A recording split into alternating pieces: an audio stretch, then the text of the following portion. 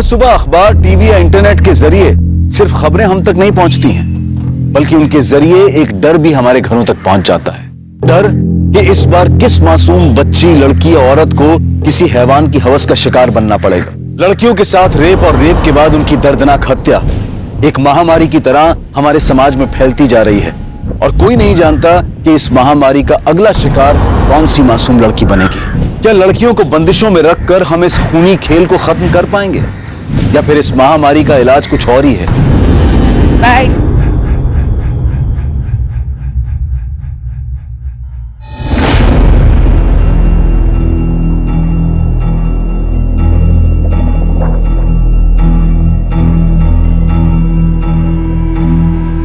नेहा,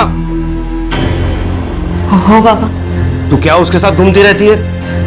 मैंने मना किया है ना। इसकी जो ये दोस्त है ना, ये मुझे जरा भी पसंद नहीं है। कैसे छोटे छोटे कपड़े पहनती है, क्या संस्कार दिया है उसे घर वालों ने? अहो ताई तुम्हें पण है नहीं, और बाप टूर करते रहता है। अरे उसे क्या पता उसकी बेटी क्या क्या गुल खिलाती है। बाबा वो अच्छी है, बहुत अच्छी है, तू उससे दूर रहे। जब लड़की ऐसे छोटे छोटे कपड़े पहनती है ना, तभी मर्दों का मन खराब होता है। बेटा, जब दुनिया खराब हो ना, तब खुद को संभल कर रहना पड़ता है। बस उससे दूर रहे, समझी? अरे छोड़ ना यार, तेरे बाबा तो ऐसे ही बोलते रहते हैं। देख मयूरी, बाबा से झूठ बोलना मुझे बिल्कुल अच्छा नहीं लगता। देख, माँ बाप का काम होता है बोलना, और बच्चों का काम क्या होता है? एक कान से सुनना और दूसरे कान से निकालना। तुझे बड़ा पता है, तेरे पापा तो ज्यादा साथ रहते हैं नहीं, इसलिए इतना चहक रही है। ये बात तूने एकदम सही की। मतलब मैं इतनी खुश हूं ना, पापा महीनों महीनों टूर पे रहते हैं, मुश्किल से 15 दिन में एक बार फोन पे बात होती है। कोई टेंशन ही नहीं है लाइफ में यार। अच्छा सुन, अब तू भी टेंशन लेना छोड़, और एक काम कर, पोस्ट कर मेरी, तेरी फोटो खींचती हूँ। नहीं, मुझे नहीं खिंचवानी कोई फोटो। अरे कर ना। नहीं नहीं नहीं मयूरी। अरे इधर देख, ऐसे पाउट कर, पाउट।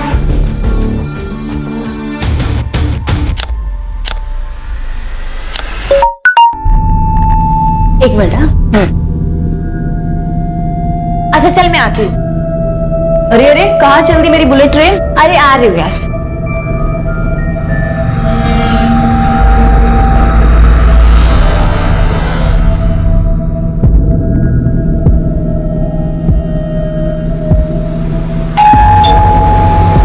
अरे यार आऊं यार, एक मिनट रुको।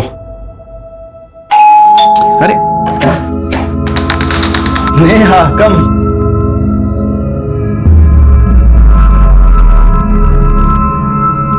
अरे ये क्या कर रहे हैं आप? अरे जब तुम मेरे सामने होती हो तो मैं अपने आप को कंट्रोल कैसे कर सकता हूँ? आप जानते हो ना मैं आपसे कितना प्यार करती हूँ। अब जब प्यार करती है तो फिर प्यार करने देना।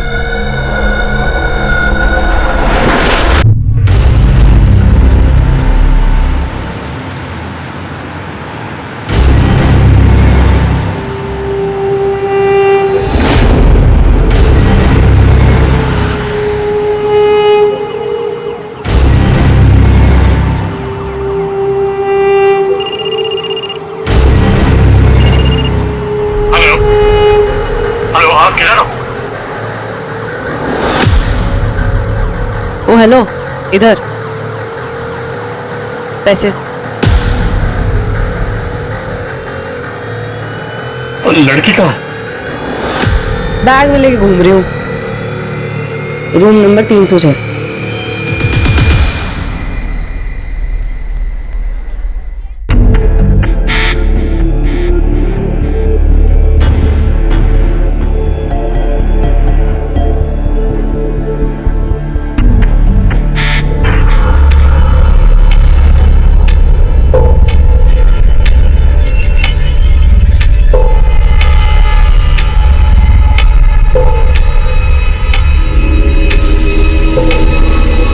कोई है?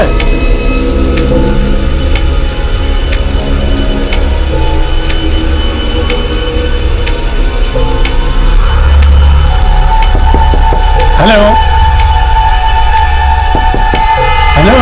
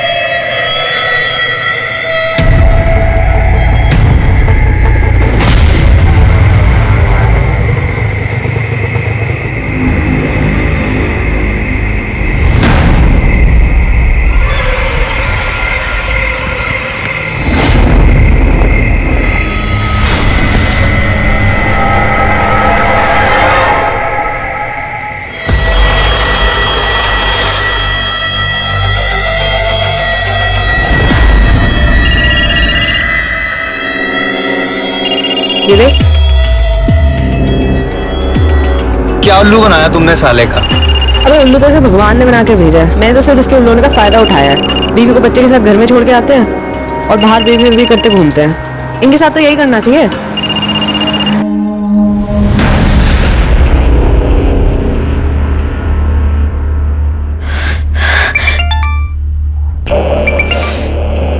मैं बाद में बात करती हूँ। अरे पर हुआ क्या? वो फोन नहीं उठा रहा है। अरे तू एक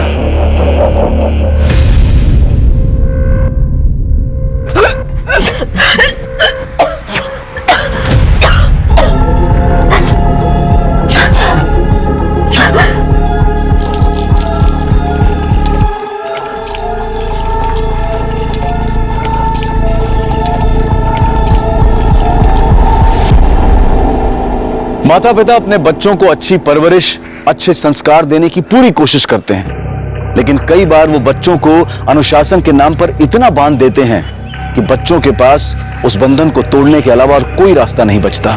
बच्चे उस बंधन से मुक्त होकर खुली हवा में सांस लेने के लिए जोर लगाते हैं, और जब इंसान अपनों से दूर होता जाता है तभी वो मुसीबत के करीब आ जाता है।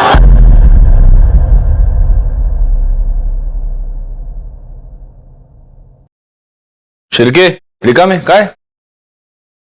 क्या देख रहे हो? सर वो चंद्रयान 2 के विक्रम लैंडर का कनेक्शन इसरो से टूट गया है। ओह, कोई बात नहीं। अरे हम हिंदुस्तानी लोग हैं, टूटे हुए कनेक्शन जोड़ लेते हैं, अगली बार मिशन सक्सेसफुल हो जाएगा। क्या रिका में? इंस्पेक्टर साहब, हमें बड़े साहब से मिलना है। सर, हमारी बेटी नेहा पता नहीं कहाँ चली गई है। वो सुबह ही निकल गई थी कॉलेज के लिए, अभी तक वापस नहीं आई। हो सकता है वो अपने किसी दोस्त के साथ हो। नहीं नहीं साहब, मैंने उसकी सारी सहेलियों को फोन किया है। आने दो उसे, उसकी खबर लेता हूं। वो पूजा के साथ भी नहीं है। हो सकता है मयूरी के साथ हो। मैं उसे फोन करके देखती हूँ। मयूरी के साथ ही होगी। कितनी बार मना किया है उसे। नहीं आंटी, नेहा तो आज कॉलेज ही नहीं आई। सर, उसका फोन भी बंद है। शिरके एक काम करो, इसकी लास्ट कॉल ट्रेस करो और कॉलेज और घर के बीच जितने भी पुलिस स्टेशंस और हॉस्पिटल्स हैं वहां पता करो। हो सकता है कोई एक्सीडेंट हो गया। साहब, मेरी बेटी को ढूंढ दीजिए। रात हो गई है, उसे अंधेरे से बहुत डर लगता है। Room number 306। पैसे भी मिल जाएंगे। एक बार जरा चीज तो देख लूं। बॉस, जो लड़की आपने मेल में फाइनल की थी ना, वो लड़की आपका कमरे में वेट कर रही है। अब ना तो मैं आपकी बहन हूँ और ना आपकी साली, जो आपका हाथ पकड़ के आपको लड़की के कमरे तक लेकर जाऊं। तू मेरा हाथ पकड़ के नहीं लेके जाएगी, लेकिन मैं तेरा हाथ पकड़ के लेके जाऊंगा। क्या कर रहे हो? ये क्या कर रहे हो? हाथ छोड़ो मेरा, छोड़ो मेरा। ये क्या तमाशा लगा रखा है? चुप, लड़की के साथ पता कहाँ है? अरे ऊपर आ। बहुत भारी पड़ेगा, गलत काम खुद कर। पता कहाँ है लड़की है? पता कहाँ है? उल्लू बनाती लोगों को है। देखो सर, मैं कोई उल्लू उल्लू नहीं बना रही थी। अरे साहब, बहुत चालू लड़की है। अभी पिछले हफ्ते इसने मेरे साले को चूना लगा दिया। कैसा सगा है रे तू? तेरा खुद का साला घर में बीवी छोड़ के बाहर मुंह मारता फिर रहा है और तू उसके लिए फैंटम बन रहा है। शर्म नहीं आती तुझे? पुलिस स्टेशन में बकवास नहीं। देखो सर, मैंने कुछ गलत नहीं किया है, और अगर किया है ना तो सिर्फ समाज सेवा। समाज सेवा नहीं, फ्रॉड किया है तुमने पैसे लिए उससे। लेकिन सबूत कहाँ है? इसके पैसे तो इसकी जेब में पड़े हैं, और ले भी लिए होते ना तो मैं तो कोर्ट में मुकर जाती। कैश में बिजनेस नहीं करना चाहिए किसी के साथ। तुम सिखा रही हो मैं कानून। देखो मैडम, अगर कानून सिखाना होता ना तो सबसे पहले ये कहती कि एक लड़की को आप इतनी रात को पुलिस स्टेशन में नहीं रख सकते। सुन, साहब ने वार्निंग देके छोड़ा है तुझे, आइंदा कुछ गलत काम मत करना। मैं गलत नहीं कर रही थी, मैं समाज सेवा कर रही हूँ। Sorry sorry. सुन, इनकी बच्ची को कुछ हुआ है क्या? तुझे क्या करना है? ऐसे क्या बोल रही है? माँ बाप है, माँ बाप सबके बराबर होते हैं। चल निकल। हाँ जा रही हूँ। निकल। सर, नेहा के फोन लोकेशन के हिसाब से उसका फोन उसके कॉलेज के एरिया में ही बंद हो गया। इसका मतलब वो कॉलेज गई थी और वहां से ही गायब हुई है। एक काम करो, कॉलेज एरिया के आसपास जितने भी सीसीटीवी कैमरास हैं उन सबकी फुटेज निकलवा। और उसके माँ बाप अभी भी यहीं बैठे हुए हैं क्या? जी। उनको बोलो कि प्लीज घर चले जाए। Okay sir.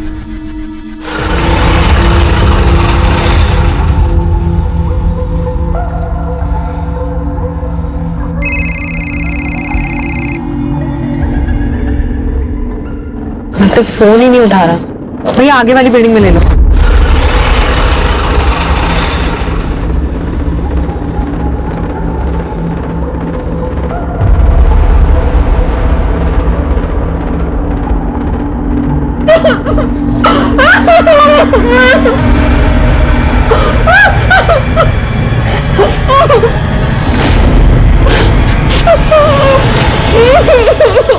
खबरदार जो तुमने से दोबारा हाथ भी लगाया तो। नहीं मैं ये नहीं करूंगी। अरे कुछ नहीं होगा, बोल रहा हूँ। हाँ तुझे कुछ नहीं होगा, फंसूंगी तो मैं ना। नहीं मैं नहीं करूंगी। प्लीज मेरे लिए, प्लीज। प्यार करती हूँ तुझसे, इसे सही गलत सब कर लेती हूँ, लेकिन धोखा मत दियो तो मुझे। क्या कर सकती हूँ, देख रही है ना तुम। प्यार किया है कभी किसी से?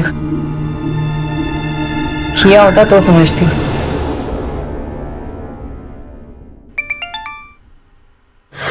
नेहा, नेहा, कहाँ हो तुम? तू ठीक तो है ना? हाँ नेहा बिल्कुल ठीक है, और जब आप मेरी बात मानेंगे तो आगे भी ठीक ही रहेगी। कौन कौन बोल रहा है? अरे अंकल, मेरा इंट्रो लेके क्या करोगे? 30 लाख चाहिए मुझे। 30 लाख मेरे, बेटी आपकी। कौन है? कल दोपहर 2 बजे घोड़बंदर रोड पे।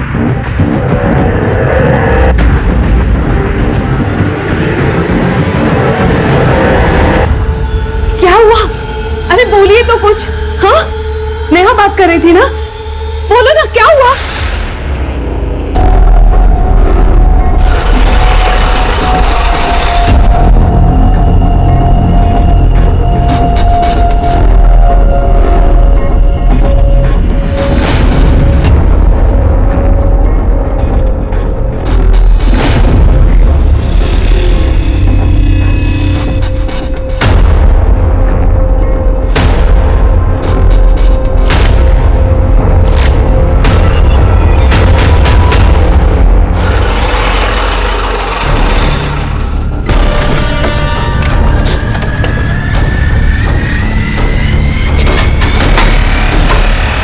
क्या हुआ? पुलिस थी। तेरे बाप ने बुलाई है ना पुलिस?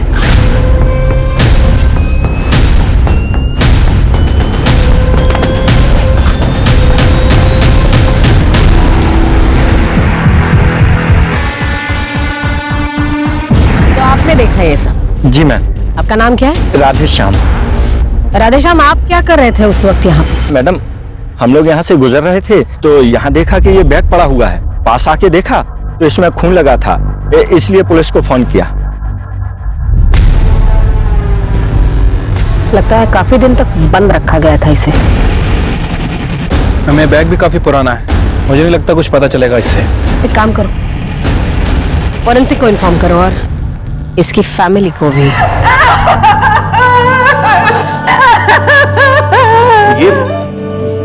ये मेरी बेटी नहीं है। आपकी बेटी नहीं है? ये मेरी बेटी तो ऐसे कपड़े नहीं पहनती थी। बॉडी के हाथ में एक टैटू है, आप पहचानते हैं इस टैटू को? ऐसे कोई टैटू उसके हाथ पे नहीं था। ये हमारी बच्ची, आप मार क्यों दे रहे हैं? ये नेहा है हमारी। गलत सोच रही है तू, वो हमारी बेटी हो ही नहीं सकती। मैंने तो उसे पैसे दे दिए थे सर, फिर वो हमारी बेटी को क्यों मारेगी? आपने पैसे दे दिए? तो और क्या करता सर? आप लोगों को बताकर मैं देख चुका था, मैं अपनी बेटी की जान दोबारा खतरे में नहीं डाल सकता। आप लोगों के फेल होने बाद मुझे फिर से उस लड़की का फोन आया था, किसी दूसरे नंबर से कॉल आया था। हेलो। प्यार नहीं है आपको अपनी बेटी से शायद, वरना इतनी बड़ी गलती कभी नहीं करते। अब मैं आपकी तरफ से नेहा को गुड बाय बोल दूं या उसको फोन दूं? आप खुद ही बोल दो। नहीं नहीं, मेरी बेटी को कुछ मत करना। 30 लाख? उतने पैसे नहीं है मेरे पास, मेरे पास सिर्फ 12 लाख है। आप भी ना बेटी की फिरौती दे रहे हो या मच्छी मार्केट में रावस खरीदने आए हो? भगवान के लिए मेरी बेटी को कुछ मत करना, मेरे पास बस इतने ही पैसे हैं। मैंने तो उसे पैसे दे दिए थे सर, फिर वो मेरी बेटी को क्यों मारेगी? पैसे मिल गए, मैं सबूत तो मिटाना ही था। आपको उन्हें पैसे नहीं देने चाहिए थे। कम से कम आप पुलिस को इन्फॉर्म तो करते। वो मेरी बेटी को मार डालते। तो अब क्या किया उन्होंने? मारी तो डाला। वो मेरी बेटी नहीं है, वो मेरी बेटी नहीं है। सर, नेहा की पीएम रिपोर्ट आ गई। तो रिपोर्ट के हिसाब से नेहा की पीठ पर 2 वार किए गए थे, चाकू जैसे किसी धारदार हथियार से। मरने के लगभग 24 घंटे पहले उसके साथ रेप भी किया गया। उनका टाइम क्या? हम दोपहर 3 बजे से 6 बजे के बीच। रिपोर्ट में एक और इंपॉर्टेंट बात है, नेहा प्रेग्नेंट थी, मां बनने वाली थी।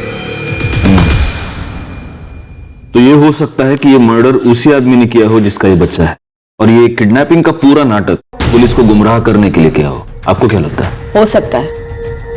नेहा के माँ बाप का कुछ और ही कहना है, क्या ना? या उनके हिसाब से नेहा बहुत ही सीधी सादी और ट्रेडिशनल लड़की थी, लेकिन उसकी सोशल मीडिया साइट्स और ईमेल्स कुछ और ही कहते हैं। उन पर कुछ इस तरह के फोटोग्राफ्स हैं।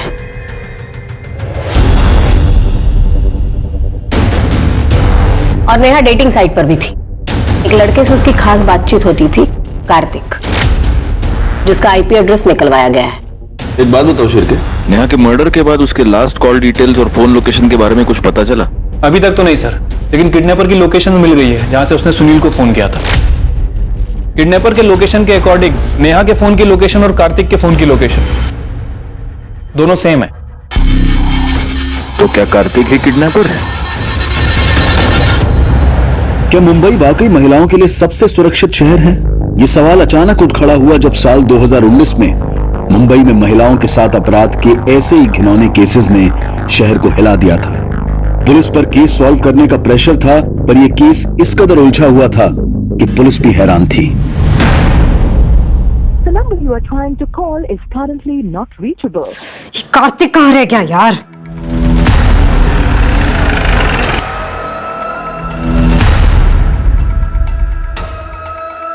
एक्सक्यूज मी, ये कार्तिक यहीं रहता है ना? हाँ, यही रहता है। अभी कहाँ मिलेगा? अगर अभी वो यहाँ नहीं है तो अपनी गर्लफ्रेंड के साथ में होगा। पास वाली सोसाइटी में रहती है, फ्लैट नंबर 504।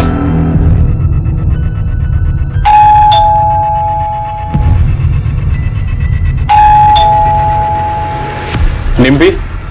हाँ जी।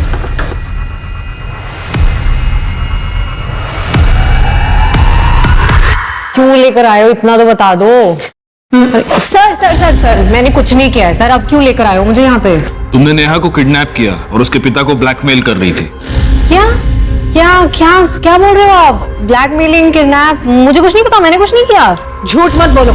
कार्तिक बॉयफ्रेंड है ना तुम्हारा? कार्तिक ने नेहा से डेटिंग ऐप पर फ्रेंडशिप की थी, चैट करते थे वो।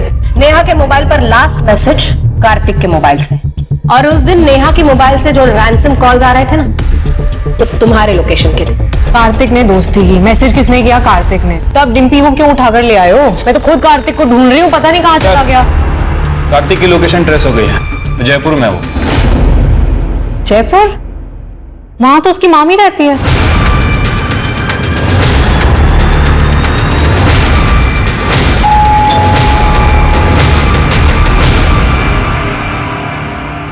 कार्तिक जी, चल। पैसे कहाँ हैं? कौन से पैसे? कौन से पैसे? रिका में अंदर चेक करो। सर अंदर, सर अंदर कुछ भी नहीं है सर। सर कुछ भी नहीं है सर अंदर। आप अभी पता चल जाएगा क्या है क्या नहीं है।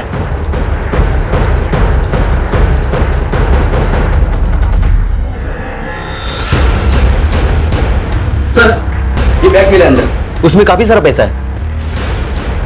क्या ये? सर ये मेरे नहीं है सर। तेरे नहीं है? ले चलो इसे। ये मेरा नहीं है सर।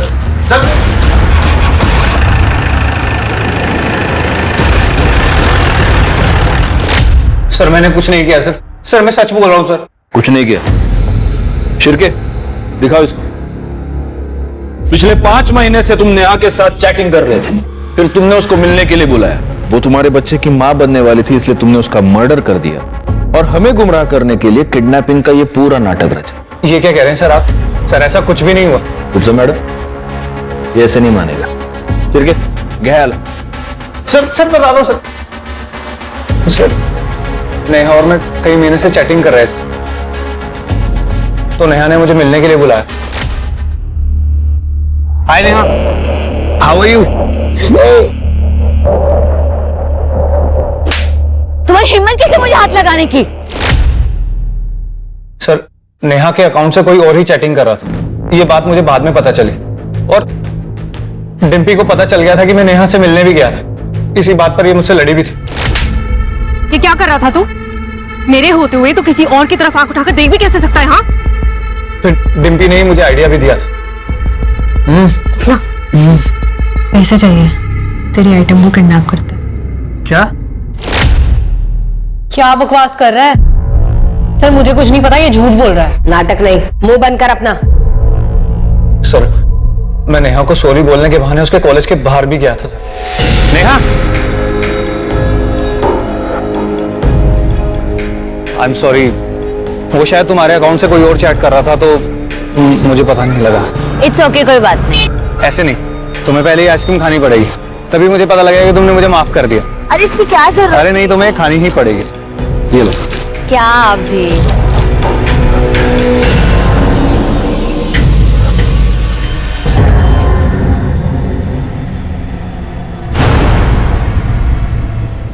नेहा, नेहा क्या हुआ तुम्हें? नेहा, संभालो अपने आप को, ठीक हो तुम? इधर आओ, चलो चलो इधर, ध्यान से संभालो अपने आप को।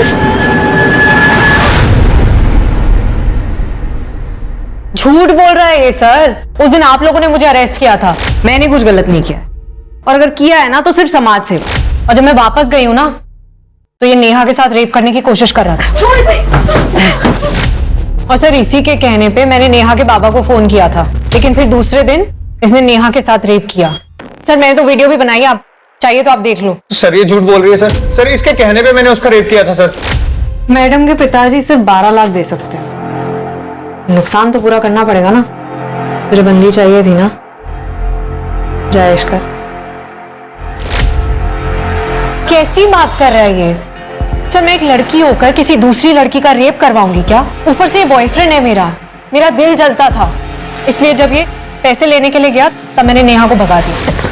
जा, और सुन तेरा फोन, जा। कितना भड़का था ये मेरे ऊपर सर। तूने उसे भगा दिया?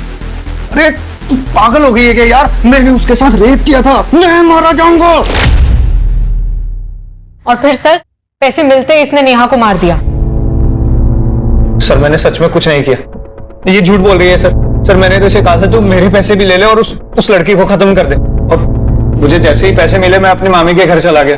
वो खून इसी ने किया सर, इसी ने खून किया था। झूठ बोल रहा है, मेरा इस चीज से कोई लेना देना नहीं है सर। इसने वादा किया था कि ये मुझे पैसे देगा, लेकिन इसने पैसे नहीं दिए तो मैं अपना बिजनेस करने चली गई। आपको चाहिए तो आप उस क्लाइंट से पूछ लो जिसको मैंने उस रात चूना लगाया था। तुम दोनों कहानियां बहुत अच्छी सुनाते, अब इल्जाम एक दूसरे के सर पे डाल रहे हो। हाँ गुप्ता मैडम, जब तक ये दोनों सच ना बोले दोनों को अंदर लेके फोड़ते रहो। सर पहली नजर में ये केस बिल्कुल ही ओपन एंड शट केस लग रहा था।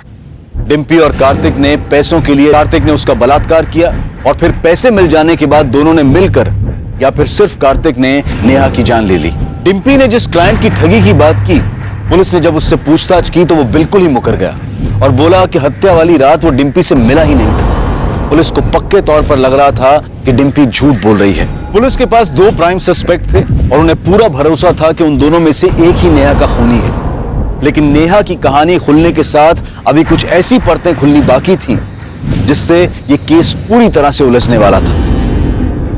नेहा ने उस दिन फोन किया था मुझे।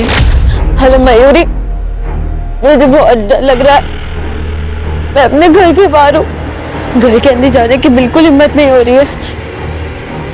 वो मुझे जान से मार देंगे, तो प्लीज मेरे पास आ जा अभी। नेहा ने वेस्टर्न ड्रेस पहनी हुई थी और उसे बहुत डर लग रहा था कि इस हाल में अगर वो घर जाएगी तो उसके पापा उसे जान से मार देंगे। उन्हें लगेगा कि उसकी किडनैपिंग और उसका रेप उसकी खुद की वजह से हुआ है। सर उसके पापा बहुत गुस्से वाले हैं। ऐसा क्या कहते थे वो? अरे नेहा लेट हो रहा है यार, जल्दी कर। हाँ आई, तू बिना 5 मिनट रुक नहीं सकती। आई मैं कैसे? लेकिन उसके पापा ने उसे कभी जीने ही नहीं दिया। क्या तुम्हें पता था नेहा प्रेग्नेंट थी? उसके बॉयफ्रेंड का नाम क्या है? मैम वो नहीं पता, और मैंने उससे बहुत बार पूछा भी, पर वो हमेशा टाल देती थी।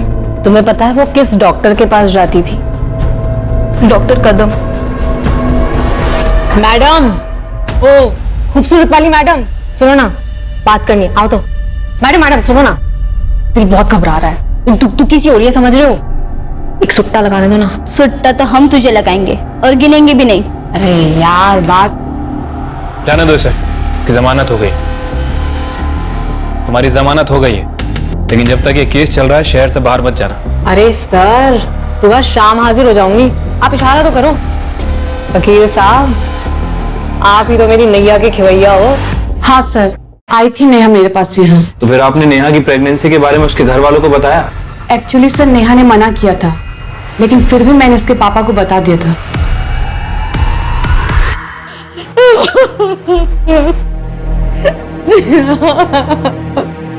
नहीं, मैं वहां नहीं बैठूंगा। ये मेरी बेटी नहीं है, वो मेरी नेहा नहीं है। मेरी बेटी जिंदा है, मेरी नेहा जिंदा है।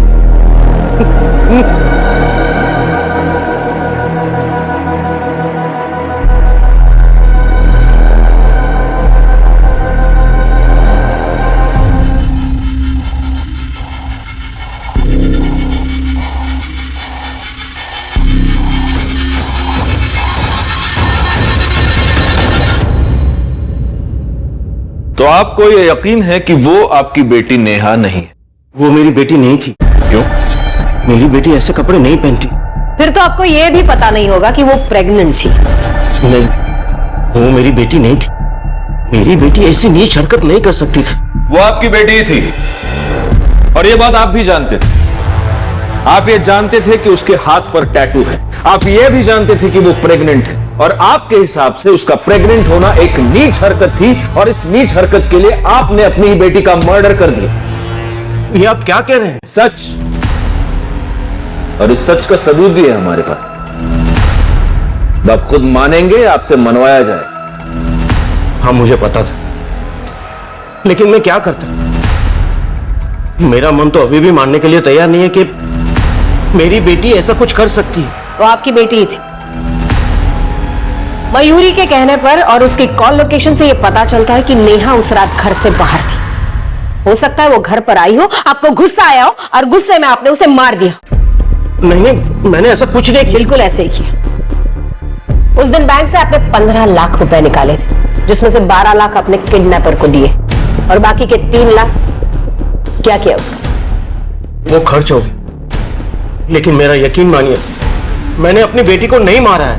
ऐसा है कि जब बच्चों के साथ कुछ बुरा होता है तो वो सहारे के लिए अपने माँ बाप के पास जाते हैं, लेकिन अगर एक बाप अपनी बेटी का मर्डर करता है तो बुरा होने पर बच्चे किसके पास जाएंगे?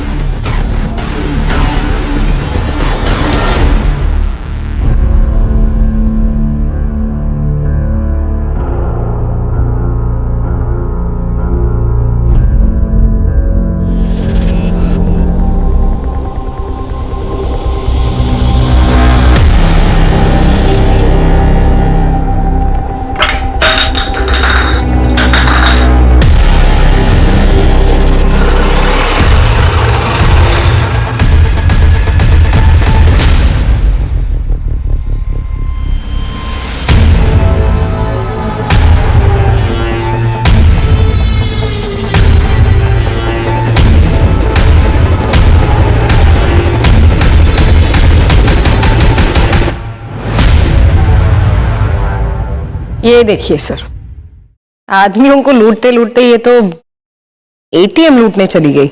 हिम्मत है इस लड़की में।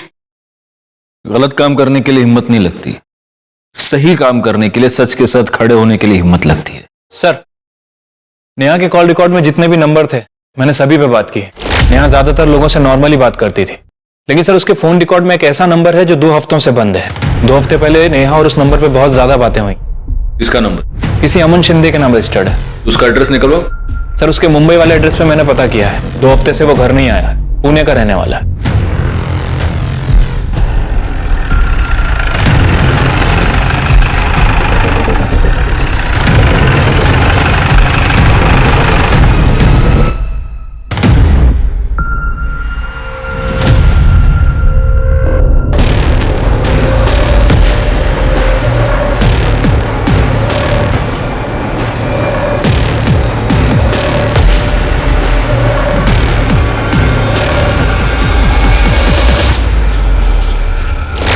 हाँ सर, ये सच है कि मैं नेहा से प्यार करता हूँ। करता हूं नहीं, करता था। नेहा मर चुकी है। ये क्या कह रही हैं आप? ऐसा कैसे हो सकता है सर? सिंपल है, नेहा ने तुम्हें ये बताया कि नेहा तुम्हारे बच्चे से प्रेग्नेंट है। तुम्हें ये सब कॉम्प्लिकेशन नहीं चाहिए था लाइफ में, और इसलिए तुमने नेहा का मर्डर कर दिया है ना? सर, मैं ये सोच भी नहीं सकता था कि नेहा के साथ ऐसा। सर, ये सच है कि उसने मुझे बताया था कि वो प्रेग्नेंट है। नेहा, कुछ नहीं होगा, मैं हूं ना। अमन, मुझे कुछ समझ नहीं आ रहा। अगर बाबा को पता चल गया कि मैं प्रेग्नेंट हूँ, मुझे जान से मार देंगे। कुछ नहीं होगा, मैं खुद तेरे बाबा से बात करूंगा, ठीक है? हमारी शादी के लिए। तो नेहा से शादी का वादा करके तुम भाग गए, और ऐसे भागे कि अपना फोन भी बंद कर दिया। सर, मैं भागा नहीं था। मेरी आई की तबीयत बहुत ज्यादा खराब हो गई थी, इसलिए मैं चला गया था। और जाने से पहले मैंने बहुत लोगों से पैसे उधार ले रखे थे, क्योंकि बार बार कॉल आ रही थी, इसलिए मैंने फोन बंद कर रखा था। सच तो ये है कि जब तुम्हें पता चला नेहा प्रेग्नेंट है, तुम उसे छोड़कर भाग गए। फिर तुम्हें ये पता चला कि नेहा डेटिंग साइट पर किसी और के साथ चैट करी, और गुस्से में आकर, मौका देखकर तुमने नेहा का खून कर दिया। मेरी नेहा कभी किसी डेटिंग ऐप पर जा ही नहीं सकती थी। ये सब उस मयूरी के काम है। हमेशा बहन जी बोल के उसे ब्रेन वॉश करती थी। इनफैक्ट वो तो हमेशा मुझे कॉल करती रहती थी, कहती थी कि मैं तुमसे प्यार करती। लेकिन सर, मैंने नेहा के अलावा कभी किसी और की तरफ आंख उठाकर देखा भी नहीं। सर, अमन का कहना सही था। सर, जिस आईपी एड्रेस से नेहा का डेटिंग अकाउंट एक्टिव था, सर, वो आईपी एड्रेस मयूरी के नाम रजिस्टर्ड है। और सर, मयूरी के फोन रिकॉर्ड से यह पता चला है कि मयूरी बार बार अमन को फोन करती थी। इतना ही नहीं सर, उसकी लोकेशन के हिसाब से यह पता चला है कि जिस दिन नेहा का मर्डर हुआ, उस दिन उसके फोन की लोकेशन नेहा के घर के आसपास थी। हाँ, मैं उसकी डेटिंग प्रोफाइल हैंडल करती थी, क्योंकि मैं चाहती थी कि वो लाइफ में थोड़ा फन करे और किसी लूजर के लिए अपनी लाइफ बर्बाद ना करे। नहीं, तुम ये चाहती थी कि नेहा की सेटिंग किसी और के साथ हो जाए, क्योंकि तुम खुद अमन से प्यार करती थी। नहीं सर, ऐसा कुछ नहीं है। ऐसा ही है। नेहा एक ट्रेडिशनल फैमिली की लड़की थी, लेकिन तुमने उसे बहन जी करके मॉडर्न बनना सिखाया, उसे मॉडर्न कपड़े पहनना सिखाया। डेटिंग साइट पर तुमने उसे रजिस्टर किया। तुम हमें यह बताती रही कि तुम ये नहीं जानती थी कि नेहा किसके साथ डेट कर रही है, जबकि सच्चाई ये है कि तुम बिल्कुल जानती थी। हाँ सर, आप सच कह रहे हैं। नेहा जो थी मेरी वजह से थी। मैंने उसे मॉडर्न बनाया, उसे अच्छे कपड़े पहनना सिखाया, उसे स्मार्ट बनाया।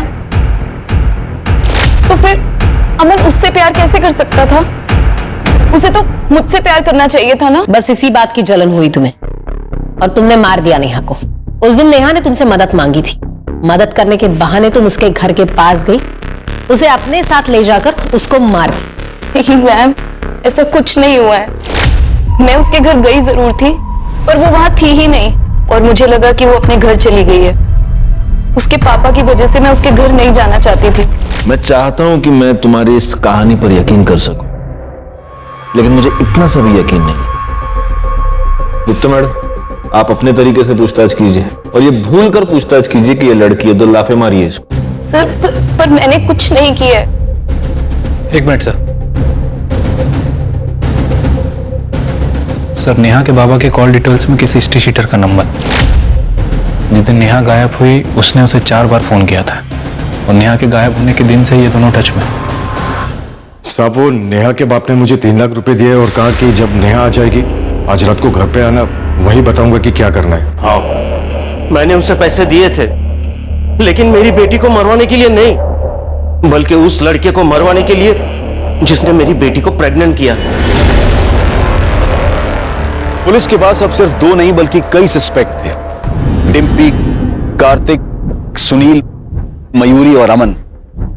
लेकिन इनमें से असली मुजरिम कौन था, यह पता नहीं लगाया जा सका था। इन सब के पास हत्या करने का मोटिव था, लेकिन पुलिस के पास इस बात को साबित करने के लिए कोई सबूत नहीं थे। लेकिन अभी इस केस में कुछ ऐसे मोड़ आने बाकी थे, जिसकी वजह से इस केस की गिनती साल 2019 के ऐसे चुनिंदा केसेस में की जाती है, जिसने अपराधी का एक अलग ही चेहरा दुनिया को दिखाया। अब तो कैमरा देखते तो मन करता है कैमरा तोड़ दूं। हाँ, मैं आदमियों को लड़की देने के बहाने बुला के उनसे पैसे लेती थी, पर ये फ्रॉड है, समाज सेवा है ना।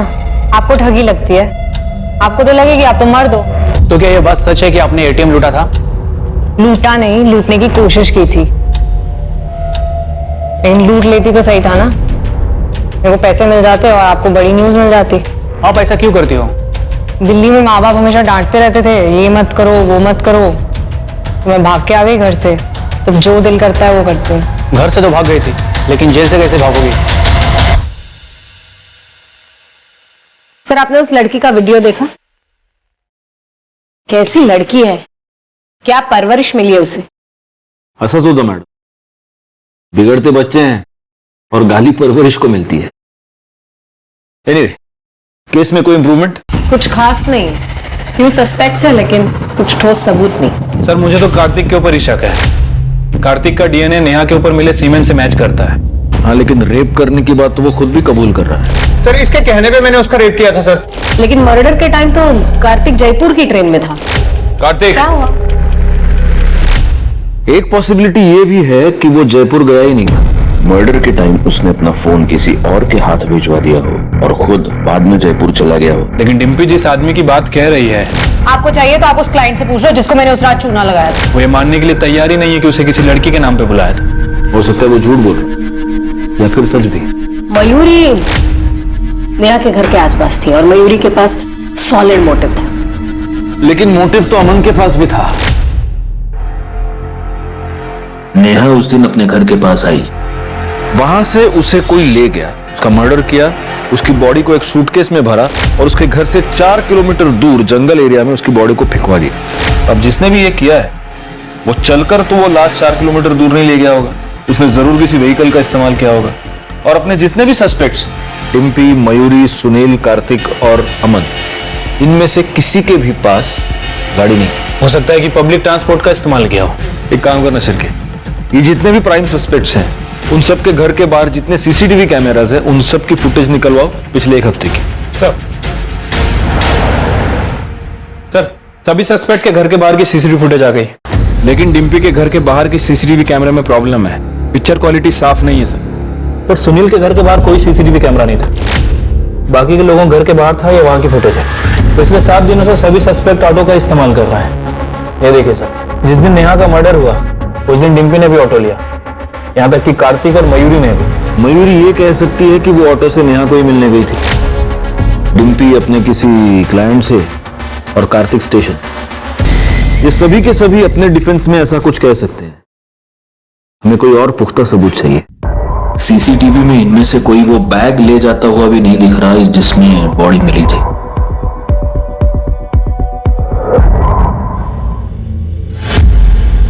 एक हफ्ता एक ही ऑटो। तू गया था उस दिन वहां? हाँ मैडम। कौन था तुम्हारी ऑटो में? तुम्हें वो ऑटो वाला याद है जिसे तुमने मंथली किराया देकर रखा? तुम जहां भी जाती हो उसी की ऑटो से जाती हो। लड़कियां सप्लाई करने के नाम पर जब तुम लोगों को उल्लू बनाती हो तभी भी वही ऑटो यूज करती हो। जब तुम एटीएम लूटने जाती हो तभी भी वही ऑटो यूज करती हो। और नेहा के मर्डर के बाद जब तुमने उसकी बॉडी को ठिकाने लगाया तब भी तुमने वही ऑटो यूज किया। तुम्हें यहां बुलाने से पहले उस ऑटो वाले को बहुत तोड़ा और उसने सब कुछ बोल दिया, तो अब तुम भी बोल दो, वैसे भी बड़बड़ करने का बहुत शौक है। मैं नेहा को मारना नहीं चाहती थी, वो तो कार्तिक डर गया था। वो बोल रहा था कि पुलिस उसे कुत्ते की तरह मारेगी। उसने मुझे ऑफर भी किया कि उसके हिस्से के 6.5 लाख मैं रख लूं, लेकिन नेहा को रास्ते से हटा दूं। और डिम्पी का सिर्फ एक भगवान है, पैसा। मुझे नेहा को किसी भी कीमत पर मारना था। नेहा की किस्मत खराब थी कि मुझे घर के बाहर ही मिल गई। ओए, यहाँ क्यों खड़ी है? फिर से किडनैप होने का इरादा है क्या? मैं इन कपड़ों में घर नहीं जा सकती। किस्मत अच्छी है आज तेरी। शूटिंग के कपड़े रखे हैं मेरे, जा उसमें से उठा ले।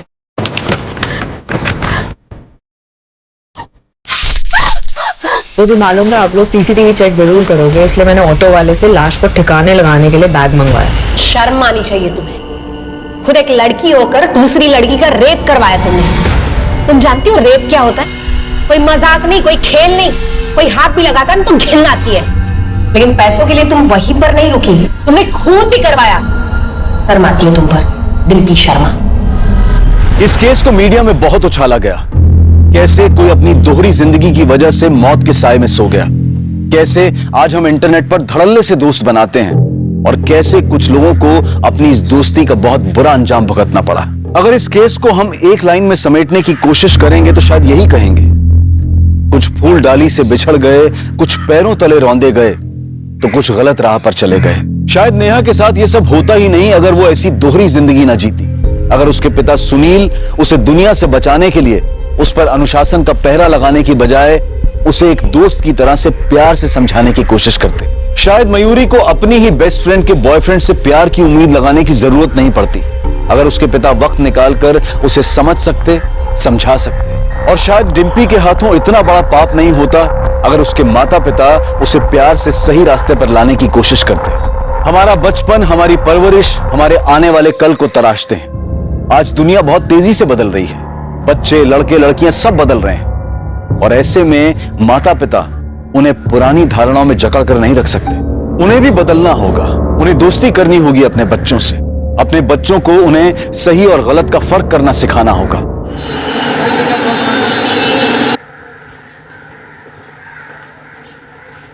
सर, ये लोग आपसे मिलना चाहते हैं।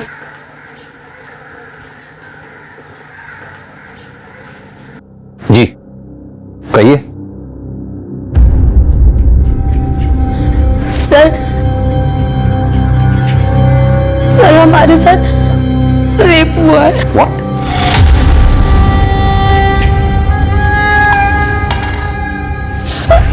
पानी पीजिए।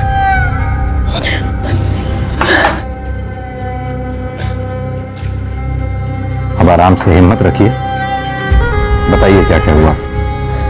सर, सुनील अग्रवाल के घर पे हम नौकरानी का काम करते हैं, रोज की तरह आज भी साफ सफाई कर रहे थे, और फिर ओए मानसी। अच्छा, क्या आप इन्हें तुरंत पुलिस स्टेशन ले आए? इनका मेडिकल एग्जामिनेशन भी हो जाएगा। शर्मा मैडम, इन्हें हॉस्पिटल ले जाके इनका मेडिकल एग्जामिनेशन करवाइए। जी सर। पांडे सर, इनकी FIR लिख लो। और ये सुनील अग्रवाल, इसे जरा थाने बुलाओ।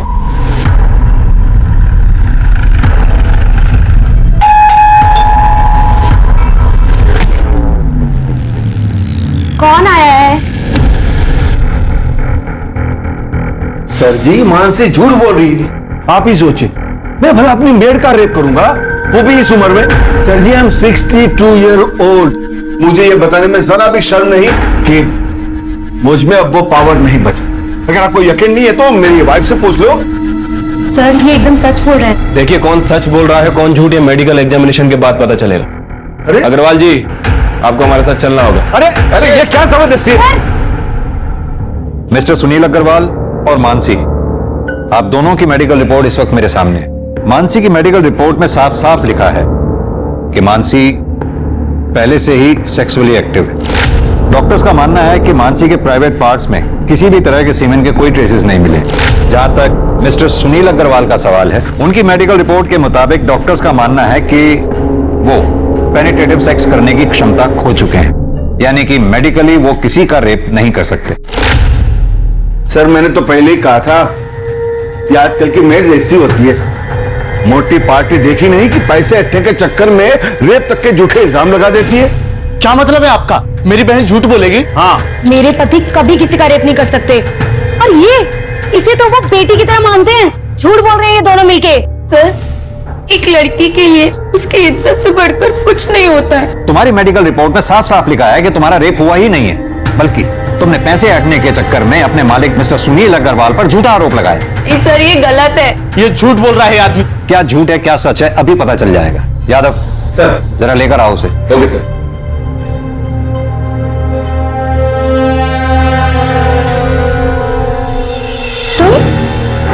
जी हाँ, इसका नाम है मनोज, तुम्हारा बॉयफ्रेंड। अब तुम खुद अपने भाई को बताओ कि मनोज और तुम्हारे बीच में शारीरिक संबंध है या नहीं। बोलो, क्या पूछना है इंस्पेक्टर साहब? संभालिए।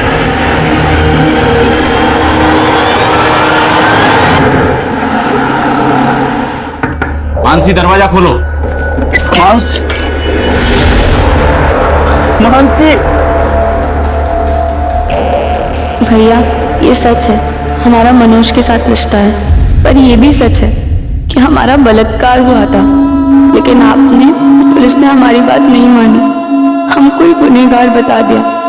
अब हम नहीं जीना चाहते। आपकी बहन मानसी।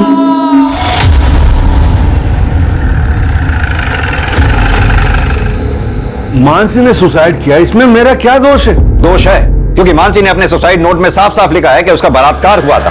साफ साफ बताइए कि माजरा है क्या? माजरा कुछ भी तो नहीं सर। माजरा क्या हो सकता है मतलब? सर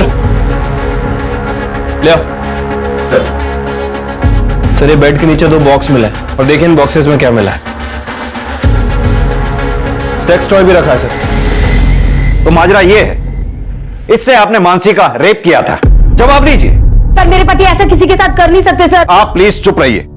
इतना सब कुछ मिलने के बावजूद भी आप अपने पति की तरफदारी कर रही हैं। मेरे पति ऐसा कभी किसी के साथ कर ही नहीं सकते। आप शांत रहिए। हाँ, सारा कसूर मेरा ही है, मैं ही दोषी हूँ। मानसी ने मेरे कारण सुसाइड किया। I don't know responsible। Sunil! नमस्कार, आदाब। क्राइम पेट्रोल सतर्क के ब्लैक हेडलाइंस अध्याय के आज के एपिसोड में आप सबका स्वागत है। जिन लोगों से हमारा व्यवहार होता है उन पर भरोसा करना लाजमी है, लेकिन भरोसा एक ऐसी चीज है जो बहुत सोच समझ कर करना चाहिए। मानसी ने सुनील पर भरोसा किया और उसका दिया हुआ शरबत पी लिया। नतीजा ये हुआ कि वो सुनील द्वारा अननेचुरल यानी कि अप्राकृतिक तरीके से किए गए रेप का शिकार बन गई। पुलिस को सुनील के घर पर वो 2 बैग मिलने पर सुसाइड करना इस बात को साबित करता था। ये एक अजीब केस था जहां पर पीड़ित और प्रताड़ित दोनों ने ही आत्महत्या कर ली थी। पुलिस के केस क्लोज करने के बाद भी ये मामला तकरीबन 1 महीने तक मीडिया में चर्चा और वाद विवाद का विषय बना रहा। शहर के समाज सुधारकों के एक खेमे ने सुनील अग्रवाल और मानसी गोस्वामी की आत्महत्या के लिए पुलिस को दोषी ठहराया, जिसे पुलिस महकमे ने बेबुनियाद बता दिया। इतने हो हल्ले और हंगामे के बाद यह केस यहां बंद हो चुका था, लेकिन क्या वाकई में ये इस केस का अंत था या फिर ये एक बड़े केस का एक छोटा सा हिस्सा था?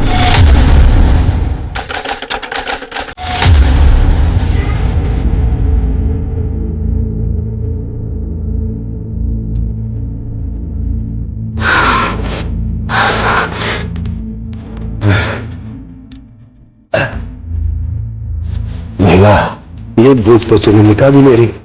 हाँ? अब मेरे पेट की भूख भी मिटा दे। मैं अभी आ कर रहा था। हाँ? अपनी उम्र के हिसाब से आप तो भूख को ज्यादा नहीं लगते साहब जी। वो मुझे तो काम वाली नहीं है, मेरी डॉक्टर भी है, तो इसी तरह मेरी भूख बढ़ाते रहे, मैं तेरी पगार बढ़ाता रहूं। वो भी आया। हाँ?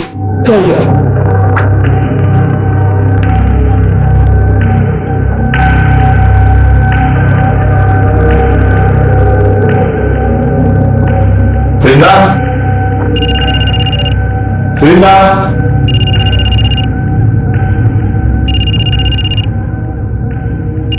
वृंदा, अरे कहां चली गई? साहब मैसेज चेक करो।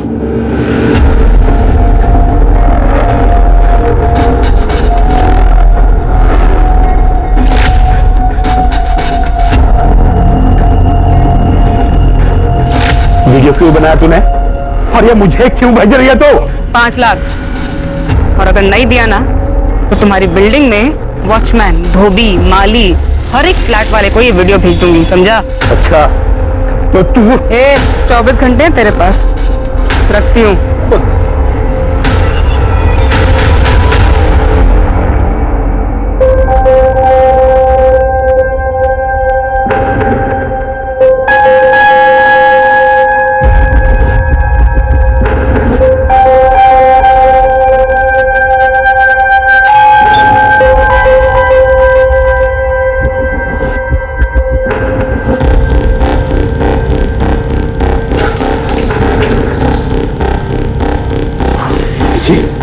नमस्ते। नमस्ते।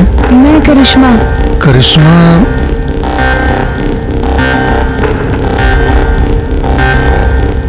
ओ हाँ हाँ करिश्मा, आ जाओ आओ, अंदर आओ बेटा। अरे खुशी, वो डोमेस्टिक हेल्प आ गई है करिश्मा। आओ बैठो बैठो।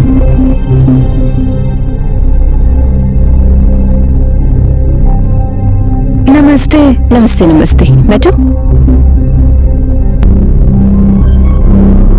देखो काम मैंने फोन पे तुम्हें समझा दिया है, बस हम 2 लोग हैं। सर काम कब से शुरू करना है? वो हम सोच रहे थे आज से ही कर देते।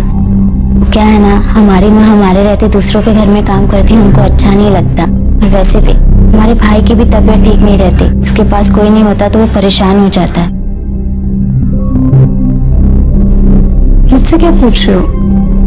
भले करके लगती है, रख लो। ठीक है बेटा, तुम आज से काम शुरू कर दो।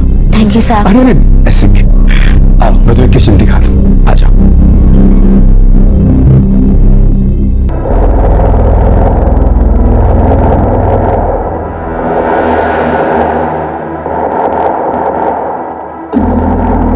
क्या बात है साहब, जल्दी इंतजाम कर लिए पैसे का।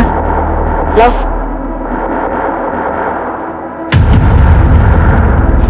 रब है ना, सब देख रहा है, तो तेरा भला नहीं होना कभी। ये पैसे मैंने अपने पोते की पढ़ाई के लिए रखे थे, समझी? बैंक पढ़ाई के लिए लोन बांट रही है, टेंशन मत लो आप। जाके पोते का ध्यान रखो, जाओ। अरे जाओ।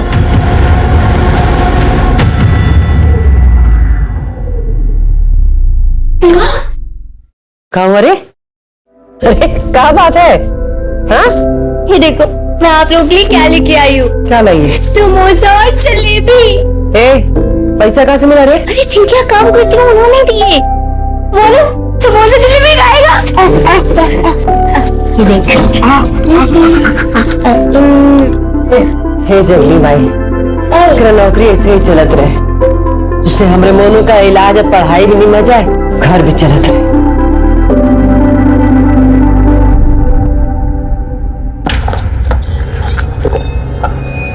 बस इतने, बाकी के पैसे का इतने ही मिले। मामा से होशियारी है, बाकी के पैसे देना। इतने ही मिले मामा। मुझे पता है पैसे का। हाँ मामा इतने ही मिले। मामा अच्छा दे रही हूँ।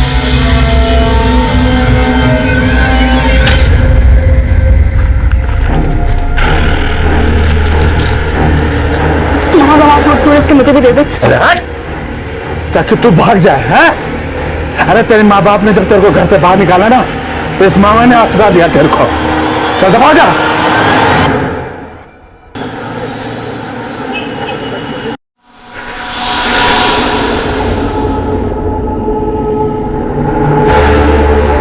हाँ बस निकल रही हूँ मैं। आई। Okay bye.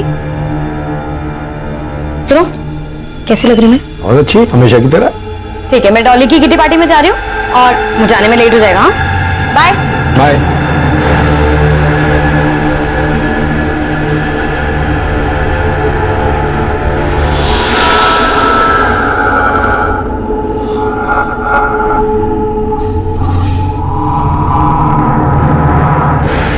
अरे करिश्मा बेटा, ये जूस पी लो।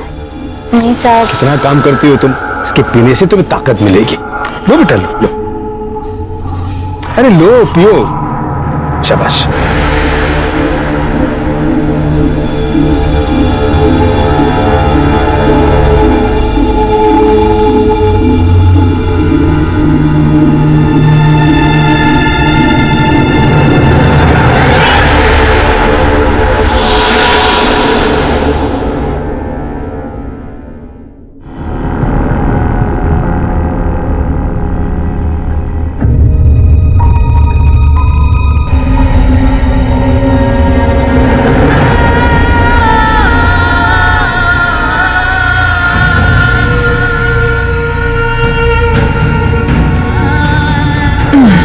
अरे आ गई तू, खाना लगा दे।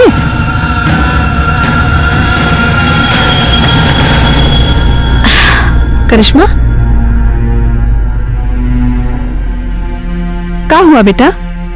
तबीयत ठीक नहीं है का?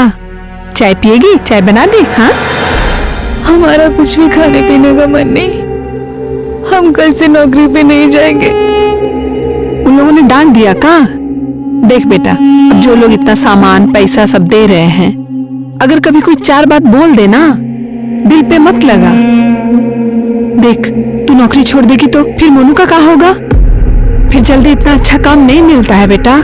ये हमारी बात मानना, जो भी वो लोग कहे सब अनसुना कर दे। फिर ये सब ठीक हो जाएगा। तो काम पे नहीं जाएगी तो घर कैसे चलेगा रे?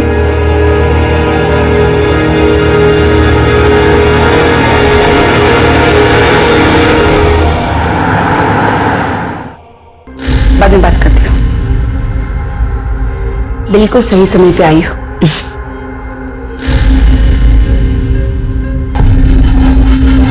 ये है तुम्हारा नया शिकार। कुछ दिन इसका पीछा करो, देखो तो सही समय पे किल ठोक दो। नमस्ते, मैं धीरे जरूर आऊँ।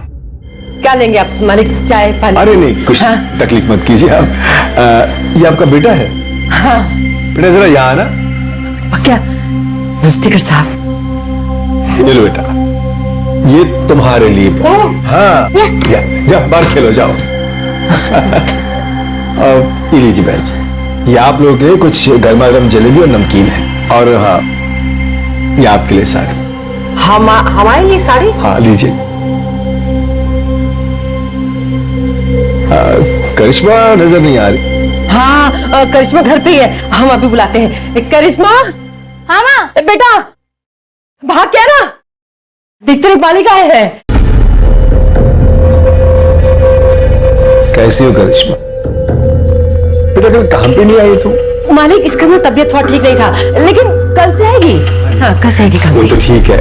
करिश्मा के लिए मेरे पास एक बहुत अच्छा सा ऑफर है। क्या है बहन जी, वो बहुत अच्छा काम कर रही है, तो मैं सोच रहा हूँ कि इसे अपने बहू बेटे के पास दुबई भेज दूं। दुबई? अरे जरा सोचिए बहन जी, यहाँ का 20 रुपया मतलब वहां का 1 रुपया, मतलब इसकी पगार 20 गुना बढ़ जाएगी। और हर 3 महीने में हम उसे आपके पास भेज देंगे मिलने के लिए, और आपके और आपके बेटे की देखभाल के लिए तो हम है ही यहाँ पर। कहिए क्या ख्याल है आपका? अच्छा ये लीजिए, ये एडवांस। मालिक, आप तो देवता आदमी है। ऐसा कुछ नहीं। करिश्मा, ये तो किस्मत है, इतने अच्छे आदमी के काम करने को मिला।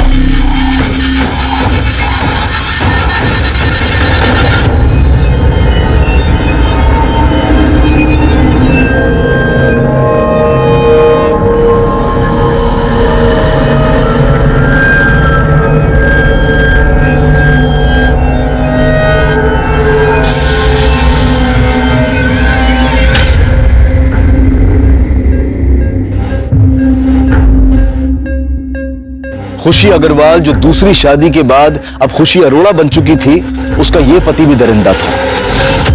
यह सिर्फ एक कोइंसिडेंस था या फिर इसके पीछे भी कोई और रहस्य था? ऐसे में करिश्मा के शोषण का सिलसिला कब खत्म हुआ?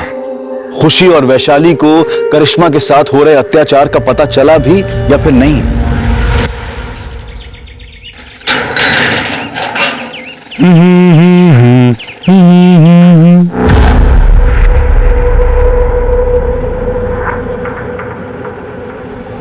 मैडम, मैडम,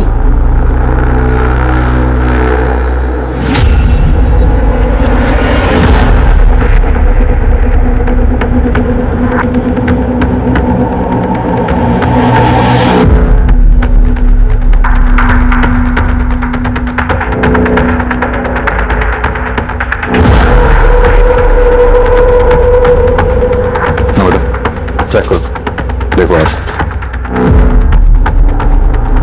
आप काफी स्वेलिंग है, हो सकता है जोर से वार किया। टेरेस और बिल्डिंग के आसपास अच्छी तरह से छानबीन करवाओ, देखो कुछ मिलता है क्या। अगर कातिल ने कत्ल यहाँ किया है तो हो सकता है मर्डर वेपन यहीं कहीं उछाल के फेंका हो। सर, आप लोगों में सबसे पहले किसने देखा भाई? सर मैंने। आपने बॉडी के आसपास कुछ देखा? नहीं सर, कुछ नहीं। आप लोगों में से कोई इसे पहचानता है क्या? नमस्ते सर, मैं सोसाइटी का सेक्रेटरी हूँ। मैंने इन सब से बात कर लिया, मगर हम में से किसी ने इस लड़की को इस सोसाइटी में कभी नहीं देखा। एक बात बताइए, आपके सोसाइटी में सीसीटीवी काम कर रहे हैं? हाँ जी सर। हमें पिछले 2-3 दिन के सीसीटीवी फुटेज चाहिए हो। मिल जाएंगे सर।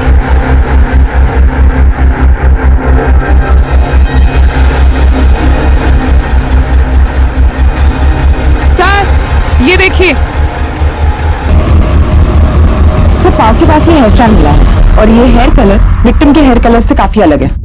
सर मैंने पूरी बॉडी चेक की लेकिन कहीं कोई निशान नहीं है और बॉडी के आसपास खून के धब्बे भी नहीं है। बाल का डीएनए विक्टिम के डीएनए से मैच करवाओ और बॉडी एक बार फिर से चेक करो, देखो कहीं कोई निशान तो नहीं। सर। संदीप, बॉडी का पंचनामा करवा के पोस्टमार्टम के लिए भिजवाओ और उससे पहले इसकी फोटोग्राफ्स लेके सोसाइटी में दिखाओ, देखो कोई पहचानता है क्या। अगर यहाँ कोई ना पहचाने तो आसपास की सोसाइटीज में दिखाओ, वहां भी अगर कोई ना पहचाने तो सोशल मीडिया पे डालो उसकी फोटोग्राफ और इस एरिया के रहने वाले लोगों में विक्टिम का फोटोग्राफ सर्कुलेट करो। हमारे लिए इसके बारे में जानना बहुत जरूरी है, तभी हम कातिल तक पहुंच सकते। सर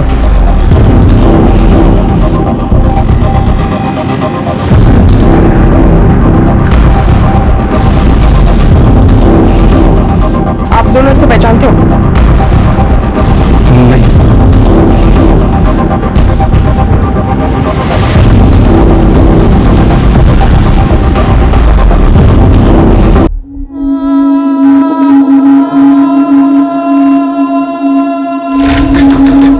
इसमें दरवाजा खोल बेटा। इसे खाना पीना छोड़ने से कौन समस्या का हल नहीं निकलता। दीदी अगर तुम भी नहीं खाओगे तो हम भी नहीं खाएंगे। इसे खोल दे बेटा।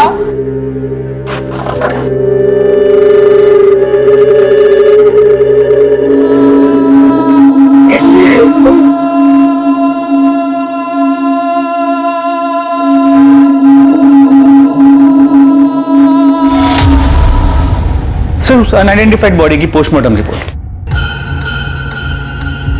विक्टिम की मौत 13 तारीख को दोपहर 2:30 बजे से 4:30 बजे के बीच में हुई है, लेकिन इसकी इंफॉर्मेशन तो हमें अगले दिन 14 तारीख को सुबह 8 बजे मिली। कुछ समझ में नहीं आ रहा, भरी दोपहर में टेरेस पे मर्डर। सर ये बिलीवेबल नहीं लग रहा। मैंने सीसीटीवी फुटेज भी चेक किया लेकिन कुछ सस्पिशियस नहीं मिला। विक्टिम की मौत सिर पर कोई भारी चीज लगने की वजह से हुई है। संदीप, इतना तो तय ये एक्सीडेंट का मामला नहीं है। सर मैंने टेरेस, कैंपस, आसपास की बिल्डिंग्स में भी चेक किया लेकिन कुछ ऐसा नहीं मिला जिससे हम मर्डर वेपन कह सकें। विक्टिम प्रेग्नेंट थी तकरीबन 5 महीने। सर बॉडी देखकर तो ऐसे नहीं लग रहा था। सर विक्टिम की बॉडी पे जो हेयर स्ट्रेंड मिला था उसका डीएनए विक्टिम से मैच नहीं करता है सर, ये देखिए। यादव जी एक काम कीजिए, सोसाइटी में उस दिन 2 बजे से लेकर 5 बजे के बीच में जिन जिन लोगों की भी मूवमेंट हुई है सीसीटीवी कैमरा में उन सबको आइडेंटिफाई करो, पता लगाओ क्या उनमें से कोई भी विक्टिम के साथ कनेक्टेड था। Okay sir. सर उस बिल्डिंग में जितने भी लोग। एक्सक्यूज मी सर, वेलकम जी आइए। सर मेरा नाम आलोक, मैं आपसे एक जरूरी बात शेयर करना चाह रहा हूं। प्लीज बैठिए पहले आप। जी थैंक यू सर। बताइए क्या जरूरी बात शेयर करनी है आप। ये जो लड़की है, मैं इस लड़की को जानता हूं सर। इस लड़की का नाम वीरेंद्र चौहान, और सर ये मेरे वहां मेड का काम करती थी। सर वो इसने मुझे अपने सेक्स के जाल में फंसाकर मुझसे 5 लाख रुपए ब्लैकमेल के तौर पर बैठे थे। आलोक जी, कहीं ऐसा तो नहीं कि विक्टिम के पेट में आप ही का बच्चा था? मैं तो उस लड़की से 1 महीने पहले ही मिला था। आप इस वृंदा चौहान के कांटेक्ट में आए कैसे? मेरे घर के लिए एक मेड की जरूरत थी तो मैंने मेड एजेंसी वालों को फोन किया। सहेली नाम की एक मेड एजेंसी थी, उन्होंने मेरा नंबर ये वीरेंद्र चौहान को दिया था। आप अपना कांटेक्ट नंबर? जी। वृंदा चौहान का कांटेक्ट नंबर और वो जो एजेंसी का नाम बताया आपने, इसका कांटेक्ट नंबर नम्रता को लिखवा दीजिए। नम्रता जी नंबर ले लो इनसे, आप जा सकते हैं।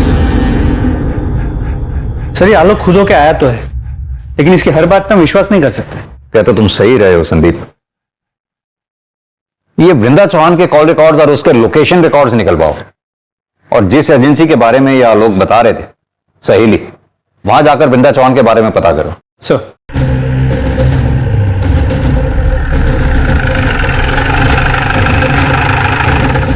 वृंदा हमारी एजेंसी के साथ 7 महीने से जुड़ी हुई।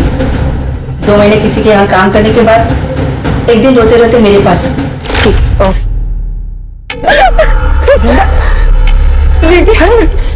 इतनी चोट कैसे लगी तुझे? मेरे पापा ने आज मेरे साथ ऐसे जबरदस्ती किया, मुझे भक्ति बेटा। तो अपनी माँ से बात क्यों नहीं करती? वो कुछ करेगी ना। मेरी मामा मुझसे बहुत नाराज है, उन्होंने मुझे घर से निकाल दिया है। मैं उनके पास नहीं जा सकती दीदी, नहीं जा सकती दीदी, वो एक अलग कहानी है। हम दोनों पुलिस के पास चलते हैं, पुलिस से बता दे। नहीं दीदी, पुलिस की बात करते नहीं, मामा मुझे घर से निकाल देगा, मेरे पास रहने का कोई ठिकाना नहीं है। रोना बंद कर और ये बता कि तू मुझसे क्या चाहती? मामा ने बोला था कि उसको पैसे लाके दूंगी ना तो वो मुझे छुएगा नहीं। दीदी कोई ऐसा जुगाड़ बता दो जिससे कम समय में ज्यादा पैसे कमा सको, क्योंकि अगर ऐसा ही चलता रहा तो या तो मेरा मामा मुझे मार देगा या मैं अपनी जान ले लूंगी। फिर मैंने उसे ऐसे लोगों के यहाँ काम करने का आइडिया दिया। वो क्या है ना साहब कि 2 पैसे एक्स्ट्रा भी मिल जाते हैं। मुझे उन सारे लोगों के नंबर चाहिए जिनके घर पे वृंदा ने काम किया था। हो सकता है उन्हीं में से कोई वृंदा के होने वाले बच्चे का बाप हो और उन्हीं में से किसी ने उसे मारा हो। क्या वृंदा प्रेग्नेंट थी? जी, पोस्टमार्टम रिपोर्ट के हिसाब से वृंदा के पेट में 5 महीने का बच्चा था। सर तो ये जरूर उसके मामा का काम है।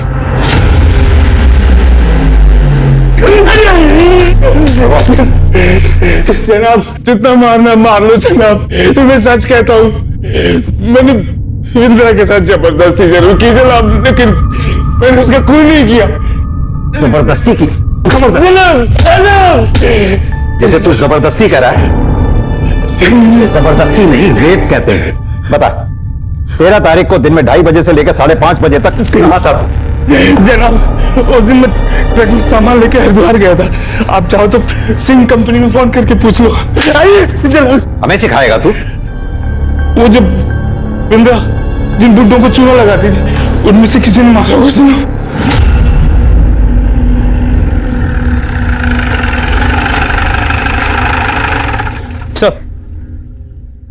जिन जिन सीनियर सिटीजन्स के यहाँ पे वृंदा ने काम किया था उन सब ने बयान देने से मना कर दिया। लेकिन संदीप, वृंदा प्रेग्नेंट थी और जाहिर सी बात है उसके बच्चे का बाप इन्हीं में से कोई एक होगा। सर, इस बारे में भी हमने उनसे पूछा, लेकिन सबका यही कहना है कि वो लोग प्रोटेक्शन यूज करते थे। सबसे पहले तो ये वृंदा के मामा अतुल चौहान का डीएनए वृंदा के फीटस से मैच कराओ। अगर उसका डीएनए मैच नहीं होता फिर बाकी बचे लोगों का डीएनए टेस्ट करवाओ। सर, एक बात और, एजेंसी से मिले नंबर्स में एक नंबर धीरज अरोरा का भी था। इस वृंदा ने कभी धीरज अरोरा के घर पे काम तो नहीं किया, लेकिन फिर उसका अगला टारगेट धीरज ही था। पर हमें वृंदा की बॉडी भी धीरज की बिल्डिंग से ही मिली है। सर, हमने उन दोनों से फिर से पूछताछ की, लेकिन उन्होंने वृंदा को पहचानने से साफ मना कर दिया। मुझे वो 13 तारीख की सीसीटीवी फुटेज दोबारा चेक करेंगे। सर, ये देखिए, 3:30 बजे वृंदा चौहान बिल्डिंग में घुसती है। एक मिनट, नंबर पॉज करना, जूम करना था। खुशी अग्रवाल। सर, आप इसे जानते हैं? तुमने इसे पूछताछ की थी? जी सर, इनके हस्बैंड से भी पूछताछ की थी, लेकिन दोनों ने इसे पहचानने से मना कर दिया। हस्बैंड? जी सर, धीरज अरोरा। ये धीरज अरोरा। लेकिन सर, आप उस खुशी को कैसे जानते हैं? संदीप, करीब 1 साल पुरानी बात है। इस खुशी के पहले पति, इस खुशी का तब खुशी अग्रवाल नाम था और पहले पति का नाम था सुनील अग्रवाल।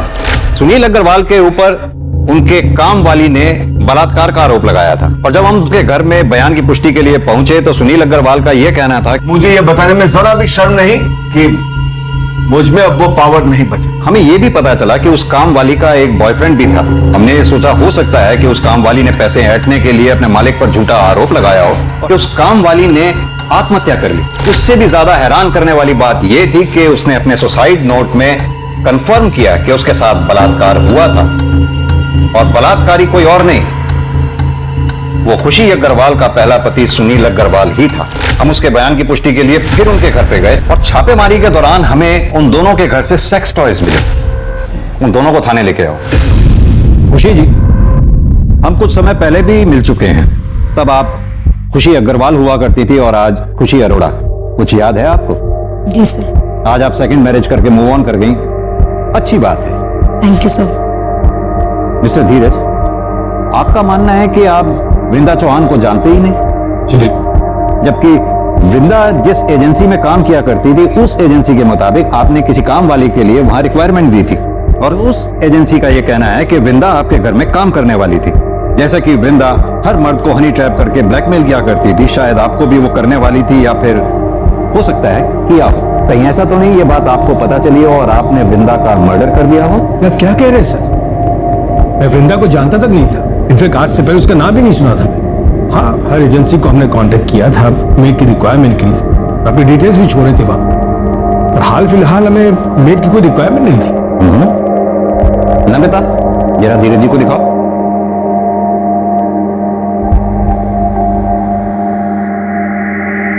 मिस्टर धीरज, कल आप अपने ऑफिस से 4 बजे घर लौट कर आए और फिर आधे घंटे बाद अपने घर से चले गए, जबकि हमने पता किया है कि आप अपने ऑफिस से रोजाना 7 बजे के बाद निकलते हैं। सर वो मैं अपने कुछ फाइल्स भूल गया था, इंपॉर्टेंट थे, इसलिए पर्सनली लेने आ गया था घर। और खुशी जी, आप कल अपने घर से 3:45 पे निकली और ठीक 10 मिनट बाद 3:55 पर घर लौट कर आ गई। सर ऐसी कोई बात नहीं, मैं बस पैसे विड्रॉ करने गई थी वहां से। और आप स्टेटमेंट चेक कर लीजिए बैंक का, सीसीटीवी फुटेज होगा, आप वो चेक कर लीजिए। खुशी जी, ये एक अजीब सा इत्तेफाक नहीं है? 1 साल पहले भी जब हम मिले थे तब भी जुर्म आपके इर्द गिर्द ही हुआ करते थे और आज भी ठीक वही सिचुएशन है। सर इसे मेरी बुरी किस्मत समझ लीजिए या फिर कोइंसिडेंस। ठीक है, फिलहाल आप दोनों जा सकते हैं। Thank you.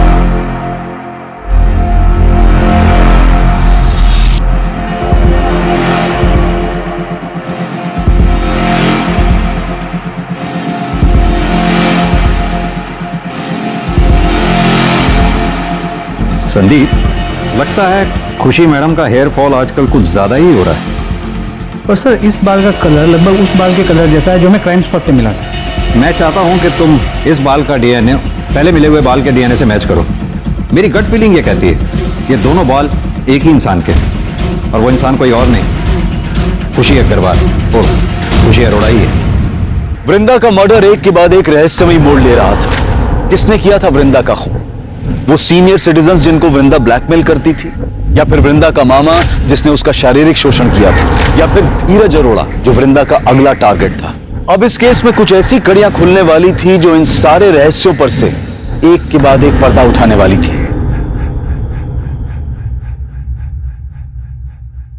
सर, वृंदा के मामा अतुल चौहान का डीएनए वृंदा के पेट की फीटस के डीएनए के साथ मैच करता है। रिपोर्ट। यानी वृंदा के मामा के पास वृंदा को मारने का मोटिव था, लेकिन बिल्डिंग के उस सीसीटीवी फुटेज में ये मामा कहीं दिखाई नहीं दिया। वृंदा की बॉडी के पास जो हेयर स्टैंड मिला था उसके डीएनए रिपोर्ट का क्या हुआ? वो नम्रता लेके आ रही है। सर, वृंदा की बॉडी के पास जो हेयर स्टैंड मिला उसका डीएनए खुशी के डीएनए से 100% मैच करता है। ये देखिए। ये खुशी शक्ल से जितनी भोली दिखती है उतनी भोली है नहीं। एक काम करो, ये खुशी के घर का सर्च वारंट निकालो। सर, मैं वही चेक कर रहा हूं, थोड़ी देर में फोन करता हूं ना आपको। ओके। खुशी, मैं देखती हूँ। पूरे घर की अच्छे से तलाशी लो। सर क्या हो रहा है सर? आप हमें अपना काम करने दीजिए।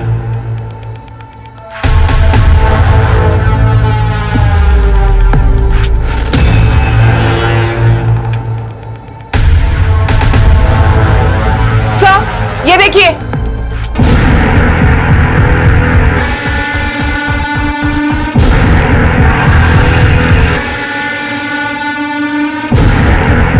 ये इस पिक में लड़की कौन है? यही रहती है? सर हमने इसे अडॉप्ट किया है, पहले यही रहती थी, अब मेरे बेटे के साथ दुबई में रह रही है। नाम क्या है इस लड़की का? करिश्मा।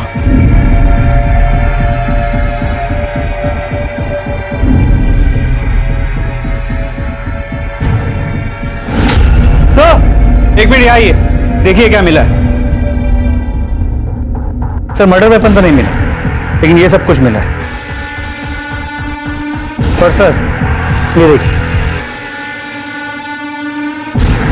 सर ये सारा सामान बिल्कुल वैसा ही है जैसे आपने कहा था आपको खुशी के पिछले घर से मिला था। लेकिन वो सामान तो पुलिस ने जब्त कर लिया था। ये सामान आपने नया खरीदा है क्या? मुझे कुछ समझ नहीं आ रहा। मिस्टर धीरज, क्या आपकी भी सेक्स करने की क्षमता चली गई है? नहीं, क्यों? वो क्या है कि 1 साल पहले हमसे बहुत बड़ी एक गलती हो गई थी। मानसी गोस्वामी ने इनके पहले पति सुनील अग्रवाल पर एक आरोप लगाया था, बलात्कार।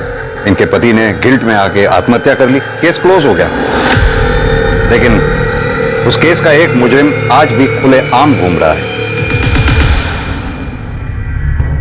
देखिए, आप दोनों के खिलाफ हमारे पास इतने सबूत तो हैं ही कि हम कोर्ट में आसानी से ये साबित कर पाएंगे कि वृंदा का मर्डर आप दोनों ने ही मिलकर किया है। सर, हमने ऐसा कुछ भी नहीं किया, हमने उसे नहीं मारा सर। ये आपके बाल वृंदा की बॉडी पर कैसे मिले और उन बालों का डीएनए आपके डीएनए से कैसे मैच करता है? और यही नहीं, वृंदा के लोकेशन रिकॉर्ड वारदात के कुछ रोज पहले तक लगातार धीरज के लोकेशन रिकॉर्ड से कैसे मैच करते हैं? सर, मुझे नहीं पता ही। आप तो चुप ही रहिए मिस्टर धीरज, लगातार आप झूठ पर झूठ बोलते चले जा रहे हैं।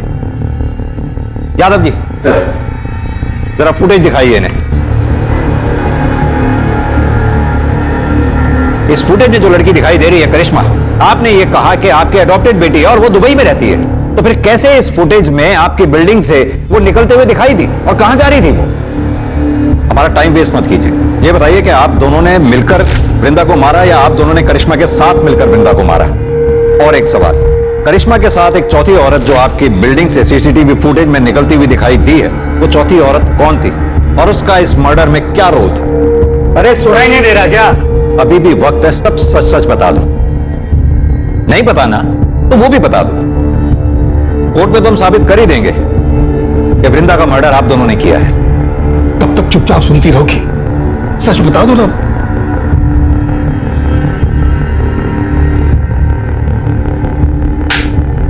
तुम्हारे पास फालतू का टाइम होगा, हमारे पास नहीं। बोलो। सर, हमने वृंदा को नहीं मारा, उल्टा वो हमें फॉलो कर रही थी, वो हमें ब्लैकमेल कर रही थी सर, और वो धीरज को फॉलो करते करते मुझ तक पहुंची। उसने हम दोनों को साथ देखा और उससे पता चल गया था कि हम दोनों पति पत्नी हैं। जब धीरज नहीं थे, उनके एब्सेंस में वो घर भी आई थी। तुम मैं बचपन के प्यार को अंदर नहीं बुलाएगी। तुम यहाँ क्या करने आई हो?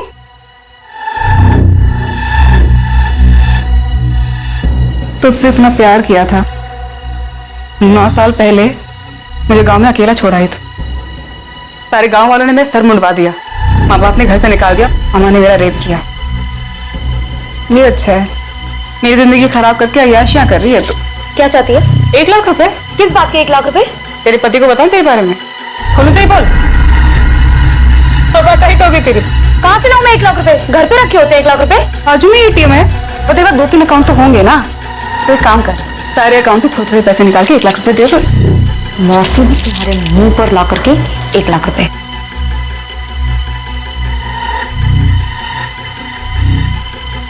जब मैं वापस आई तो वो मरी हुई थी।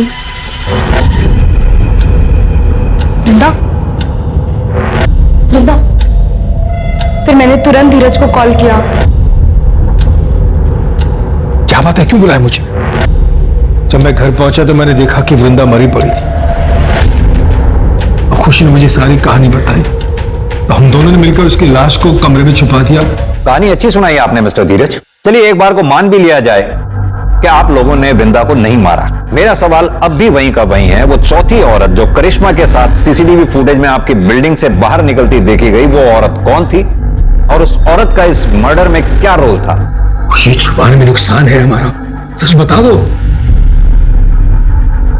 सर, मैं बताता हूं, करिश्मा और उसकी मां वैशाली ने ही वृंदा को मारा है। बर्तन चौका करने वाले गरीब लोग के साथ हम क्या किसी को मारेंगे?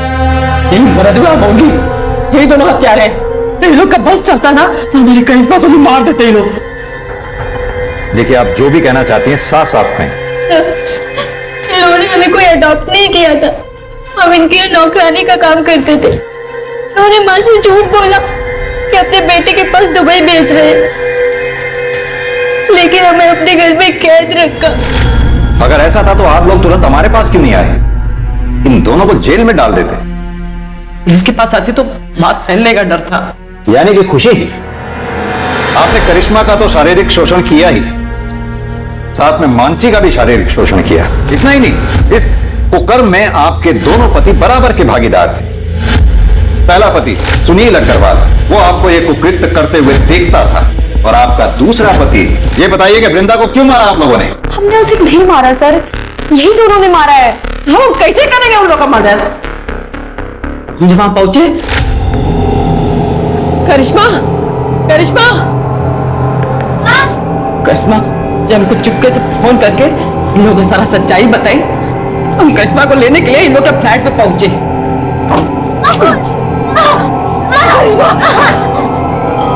और पहले से मर चुकी थी। झूठ बोल रही है ये दोनों। मैं मानती हूँ सर कि मैंने बचपन में उसे सताया होगा, लेकिन अब ऐसा नहीं था।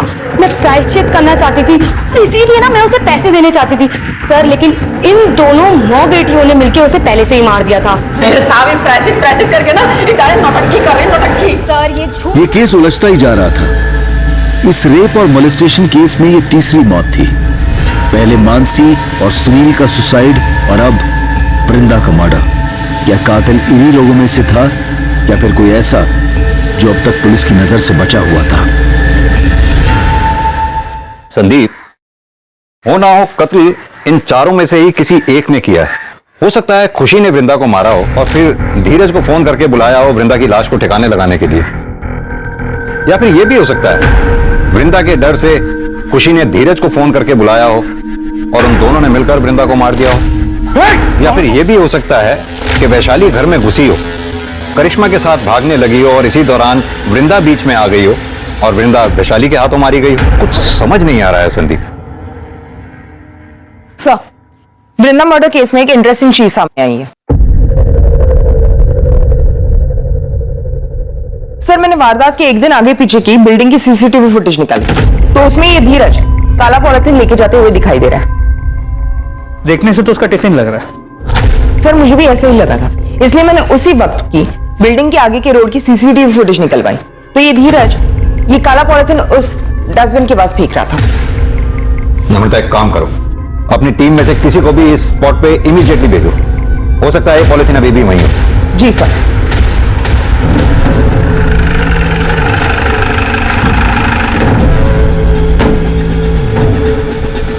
Mahesh, yes sir.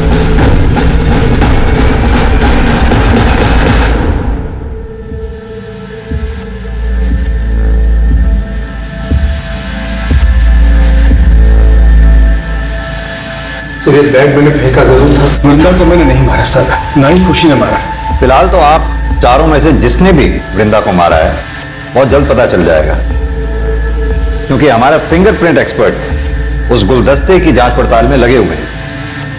अभी भी टाइम है, आप में से जिस किसी ने भी वृंदा को मारा है शराफत से कबूल कर ले।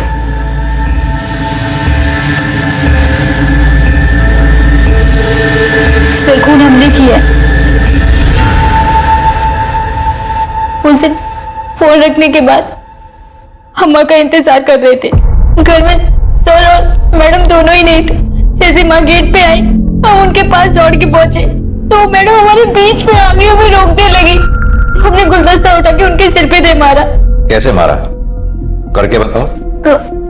सर, वो हमारे सामने आ गई थी हमें रोकने के लिए, तो हमने गुलदस्ता उनको ऐसे मार दिया सिर पे, वो वहीं मर गए और हम भाग गए।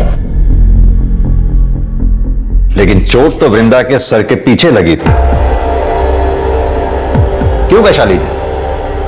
अरे अब तो मान जाओ, या अपनी बेटी को जेल भेजकर मानोगी?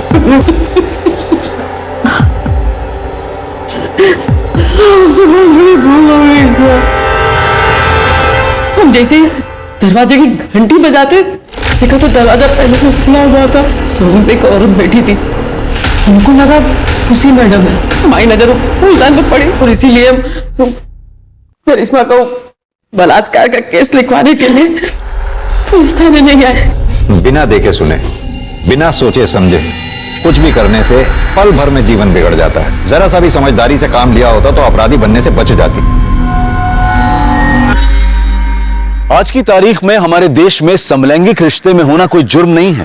अब तो कानून भी पास हो चुका है जो LGBT कम्युनिटी को मान्यता देता है। लेकिन अगर कोई भी रिश्ता हवस की आड़ में जोर जबरदस्ती से बनाया जाए तो वो जुर्म है। खुशी की दरिंदगी का शिकार ना सिर्फ मानसी, वृंदा और करिश्मा हुई, बल्कि खुशी की हिरासत के बाद और भी कई लड़कियां सामने आई। और इस सीरियल रेप और मोलेस्टेशन के लिए खुशी के साथ साथ उसके पार्टनर्स को भी सजा दी गई। ये केस दर्शाता है कि समाज के दरिंदों की कोई शक्ल नहीं होती, कोई जेंडर नहीं होता। लेकिन ऐसे कई केस रोके जा सकते हैं अगर सही समय पर पुलिस को इसकी सूचना दे दी जाए। हमें बस चौकन्ना और सतर्क रहने की जरूरत है। अब मैं अनूप सोनी आपसे विदा लेता हूं। फिर मुलाकात होगी क्राइम पेट्रोल सतर्क के ब्लैक हेडलाइंस अध्याय में एक और नए केस के साथ। और याद रखें, क्राइम और आपके बीच में सिर्फ इतना फर्क है कि आप कितने सतर्क हैं। सतर्क रहें, सुरक्षित रहें। जय हिंद। इस तरह के और भी एपिसोड देखने के लिए हमारे चैनल को सब्सक्राइब करें और बेल आइकन दबाना ना भूलें।